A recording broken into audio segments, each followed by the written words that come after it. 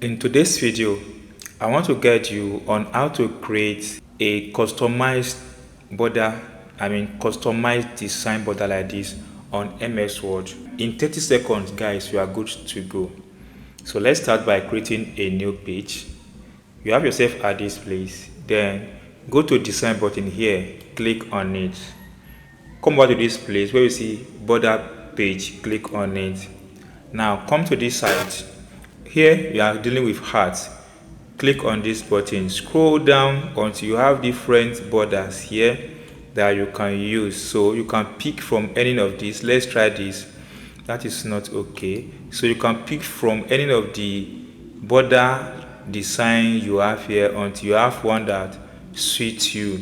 This looks nice, but let's keep locating or getting another one. This looks so beautiful. Now you've added it here. Then you can change the pips here. If it is too big or it is too small, you can change it so that you have a better look of what you wanted. Then let's change the color of this. Click on this button and let's pick any color. You can pick from green, or as well you can pick from this, you can pick from blue. Just pick any color that suits you. Now click on this OK button, and here we have the border right away on your document. So with few steps, guys, you'll be able to create an amazing border for yourself.